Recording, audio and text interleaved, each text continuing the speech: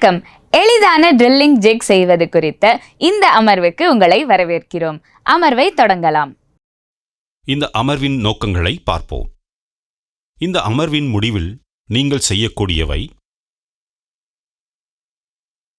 Zig என்றால் என்ன மற்றும் அதன் கட்டுமான அம்சங்கள் பற்றி கூறவும், ட்ரில் ஜிக்கின் பாகங்களை மெஷின் செய்து அதே அளவை பராமரிக்கவும், அசெம்பிளி வரைபடத்தின்படி ட்ரில் ஜிக்கின் பாகங்களை அசெம்பிள் செய்யவும், டைமென்ஷன்கள் மற்றும் இடங்களை செக் செய்யவும்.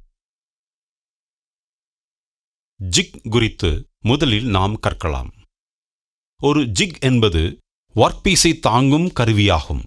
இது ஒர்க்பீஸை கையாண்டு சப்போர்ட் அளித்து இடத்தை கண்டறிந்து குறிப்பிட்ட செயலுக்கான வெட்டும் கருவியை வழிநடத்துகிறது.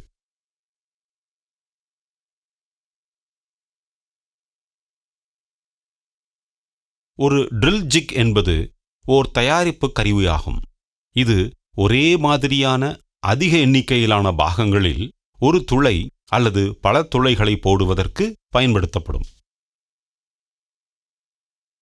ட்ரில் ஜிக்ஸ் இரண்டு வகைப்படும்: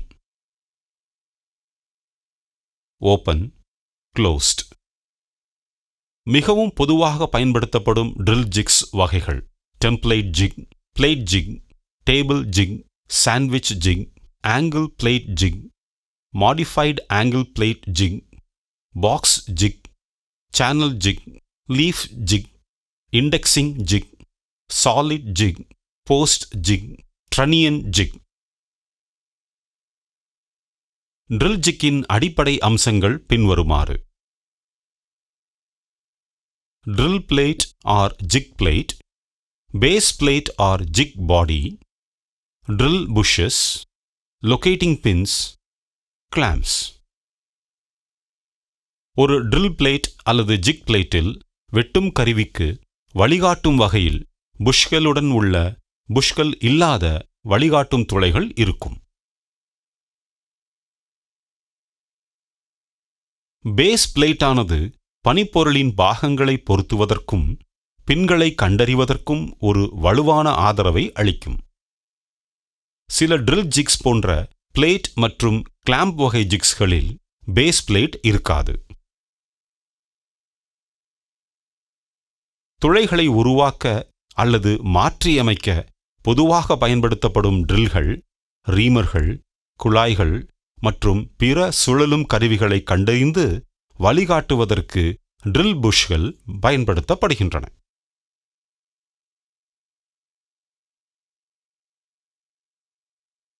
புஷ்கள் கடினப்படுத்தப்பட்டு ஜிக்ஸில் மீண்டும் மீண்டும் செய்யக்கூடிய தன்மையை உறுதி செய்வதற்காக துல்லியமான அளவுகளில் கிரவுண்ட் செய்யப்படுகிறது.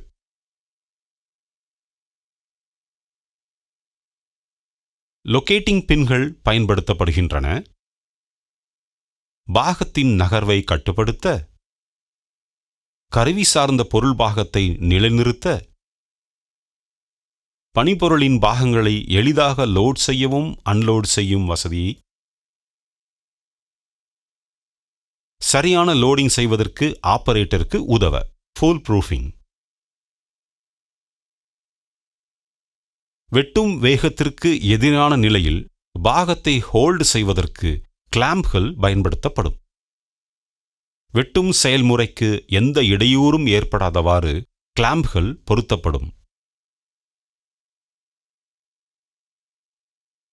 இந்த பயிற்சிக்கு தேவையான டூல்ஸ்கள்: steel rule, try square, hacksaw frame with blade, divider, vernier caliper, marking media, jenny caliper, different grades of files, lathe, single point cutting tool, scriber, drill bit, pillar drilling machine, reamer, die set, surface table, vernier height gauge, knurling tool, dot punch and center punch, ball peen hammer, hand die with stock, anvil, tongs, sledge hammer, screw pitch gauge and matching nut.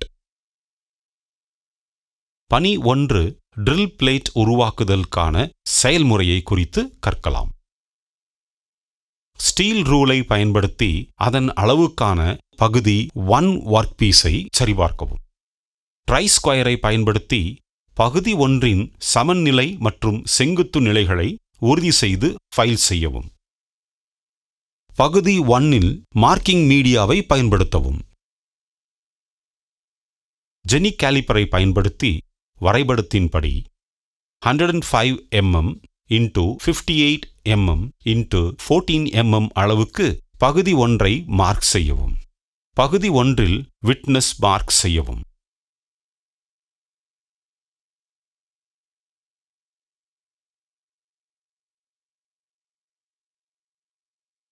பகுதி 1ஐ file செய்து சமநிலை மற்றும் செங்குத்து நிலையை பராமரித்து அவற்றுக்குரிய அளவுகளில் finish செய்யவும். வெர்னியர் கேலிப்பரை பயன்படுத்தி பரிமாணங்களை சரிபார்க்கவும். மீண்டும் ட்ரில் துளைகளை குறிக்க A பக்கத்தில் குறிக்கும் பொருளை பயன்படுத்தவும். வெர்னியர் ஹைட் கேஜை பயன்படுத்தி B பக்கத்திலிருந்து 17 mm, 33 mm மற்றும் 50 mm தூரத்தில் வரைபடத்தின்படி சமன் வரிகளை குறிக்கவும். வெர்னியர் ஹைட் கேஜை பயன்படுத்தி C பக்கத்தில் இருந்து 15 mm, 39 mm, 66 mm மற்றும் 90 mm தூரத்தில் வரைபடத்தின்படி சமன் வரியை குறிக்கவும். ஆன்வில் மீது சென்டர் பஞ்ச் மற்றும் பால் பீன் ஹேமரை பயன்படுத்தி வரைபடத்தின்படி செய்பொருளின் துளை சென்டர்களில் விட்னஸ் மார்க் இடவும். ஒர்க் பீஸை ட்ரில்லிங் இயந்திரத்தில் அமைக்கவும். அனைத்து துளை சென்டர்களிலும் சென்ட்ரல் ட்ரில் செய்யவும்.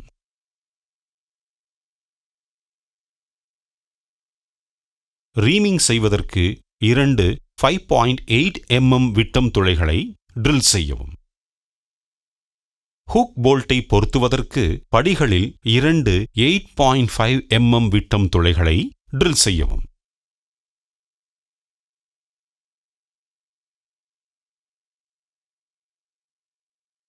புஷ்ஷை பொருத்துவதற்கு படிகளில் 11.8 mm விட்டம் உடைய 4 துளைகளை ட்ரில் செய்யவும்.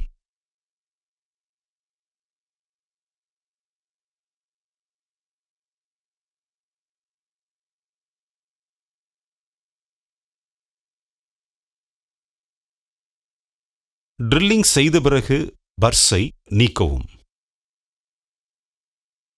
6 mm ரீமரை பயன்படுத்தி 5.8 mm விட்டம் ட்ரில் செய்யப்பட்ட துளைகளை ரீம் செய்யவும். 12 + 0.02 mm ஃபினிஷை பெறுவதற்கு 12 mm ரீமரை பயன்படுத்தி 11.8 mm விட்டம் துளைகளை ரீம் செய்யவும்.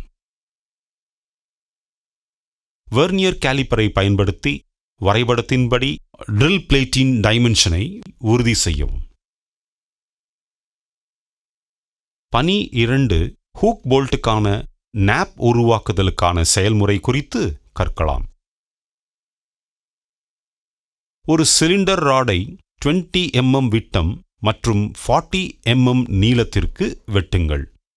ஒரு பக்கத்தில் ஃபேசிங் செயல்முறையை மேற்கொள்ளவும். செய்பொருளை 18 ± 0.1 mm விட்டம் 6 mm நீளத்திற்கு வெட்டவும். செய்பொருளை 12 ± 0.1 mm விட்டம் மற்றும் ஹெட்டிலிருந்து 10 mm நீளத்திற்கு ஸ்டெப் டர்ன் செய்யவும். சென்டர் ட்ரில் செய்து துளையை 6.5 ± 0.1 mm விட்டத்திற்கு பெரிதாக்கவும். வரைபடத்தின்படி பார்ட்டிங் ஆஃப் செயல்முறையை மேற்கொள்ளவும். வரைபடத்தின்படி 2 முனைகளையும் ஷாம்ஃபர் செய்யவும். வரைபடத்தின்படி நாபின் மீது நர்லிங் செயல்முறையை மேற்கொள்ளவும். லேத்திலிருந்து பனிப்பொருளை நீக்கி கிளாம்புகளுடன் பெஞ்ச் வைஸை ஹோல்ட் செய்யவும். M8 டேப் செட்டுக்காக ட்ரில் செய்யப்பட்ட துளையை ரீம் செய்யவும்.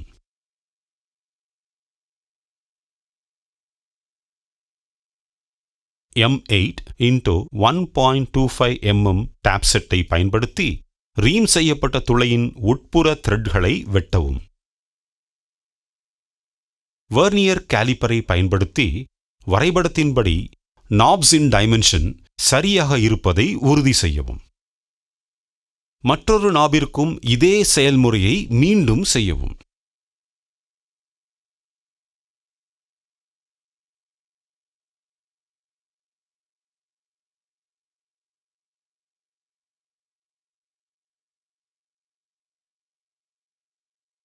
வெர்னியர் கேலிப்பரை பயன்படுத்தி வரைபடத்தின்படி நாபின் பரிமாணங்கள் இருப்பதை உறுதி செய்யவும்.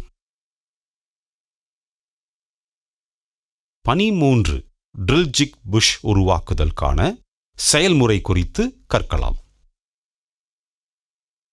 பொருளை 25 mm விட்டம் மற்றும் 40 mm நீளத்திற்கு வெட்டுங்கள். செய்பொருளின் ஒரு முனையில் ஃபேசிங் செயல்முறையை மேற்கொள்ளவும். லேத் மீது 20 mm விட்டத்திற்கு செய்பொருளை டர்ன் செய்யவும்.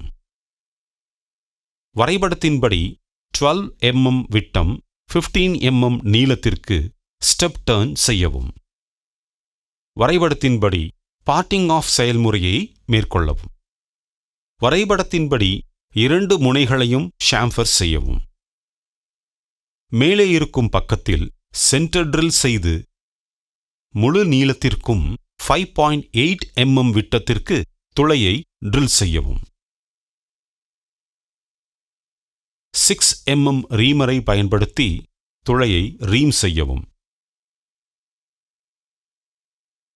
3 புஷ்களை பெறுவதற்கு முந்தைய செயல்முறையை மீண்டும் செய்யவும். வரைபடத்தின்படி விட்டம் வரியிலிருந்து 8 mm இல் புஷ்ஷை ஃபைல் செய்யவும். வெர்னியர் கேலிப்பரை பயன்படுத்தி வரைபடத்தின்படி புஷ் டைமென்ஷன்ஸ் சரியாக இருப்பதை உறுதி செய்யவும். பணி 4 ஹூக் போல்ட் உருவாக்குதலுக்கான செயல்முறை குறித்து கற்கலாம். 8 mm சதுர கிராஸ் செக்ஷன் 67 mm நீளத்தை பெறுவதற்கு 10 mm சதுர ராட் 105 mm நீளத்திற்கு வெட்டி ஃபைல் செய்யும். ஒர்க் பீஸை 3-ஜா சக்கில் வைக்கவும். 100 mm நீளத்தை பெறுவதற்கு 2 பக்கங்களையும் ஃபேஸ் செய்யவும். 35 mm நீளம் 8 mm விட்டத்தை பெறுவதற்கு செய்பொருளின் ஒரு பக்கத்தை டர்ன் செய்யவும். த்ரெட்டிங்கின் முடிவில் ஷாம்பர் செய்யவும். டாங்ஸ், ஸ்லெட்ஜ் ஹேமர் மற்றும் ஃபர்னஸ் உதவியுடன் ஆன்வில் மீது தேவையான வடிவத்தை பெறுவதற்கு செய்பொருளை ஃபோர்ஜ் செய்யவும். ட்ரை ஸ்கொயரை பயன்படுத்தி இணைவு நிலை மற்றும் செங்குத்தான நிலையை உறுதி செய்யவும். 8 mm ஹேண்ட் டை ஸ்டாக் கொண்டு டர்ன் செய்யப்பட்ட பக்கத்தில் வெளிப்புற த்ரெட்டை உருவாக்கவும். பொருந்தும் நட்டுடன் த்ரெட்டை செக் செய்யவும். வெர்னியர் கேலிப்பரை பயன்படுத்தி வரைபடத்தின்படி ஹூக் போல்ட் பரிமாணங்கள் சரியாக இருப்பதை உறுதி செய்யவும். இப்போது ட்ரில் ஜிக் அசெம்பிளி செயல்முறை பற்றி தெரிந்து கொள்வோம். அனைத்து பாகங்களையும் சுத்தம் செய்யவும்.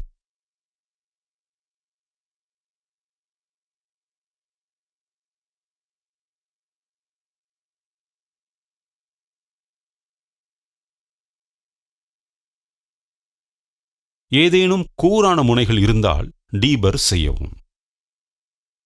ட்ரில் பிளேட்டின் 12 mm விட்டத்தின் ட்ரில் ஜிக் புஷ்ஷை 4 துளைகளுக்குள் பொருத்தவும்.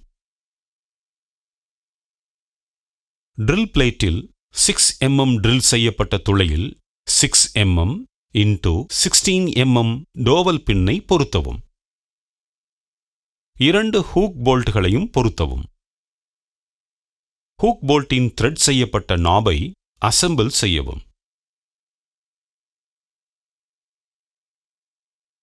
ட்ரில் செய்யப்பட வேண்டிய சேனலை நுழைக்கவும். இப்போது ட்ரில் ஜிக் ட்ரில்லிங் செய்வதற்கு தயாராக உள்ளது. ரீகேப் செய்கையில் நாம் கற்றுக்கொண்டது என்னவென்றால், ஜிக் என்றால் என்ன மற்றும் அதன் கட்டுமான அம்சங்கள் பற்றி கூறவும், ட்ரில் ஜிக்கின் பாகங்களை மெஷின் செய்து அதே அளவை பராமரிக்கவும், அசெம்பிளி வரைபடத்தின்படி ட்ரில் ஜிக்கின் பாகங்களை அசெம்பிள் செய்யவும், டைமென்ஷன்கள் மற்றும் இடங்களை செக் செய்யவும். இத்துடன் உறுதி செய்து எளிதான ட்ரில்லிங் ஜிக்கை உருவாக்குதல் குறித்த விளக்கம் நிறைவடைந்தது. நீங்கள் அனைத்து கருத்துக்களையும் பயிற்சிகளையும் புரிந்து கொண்டீர்கள் என்று நம்புகிறேன். அடுத்த அமர்வில் சந்திப்போம்.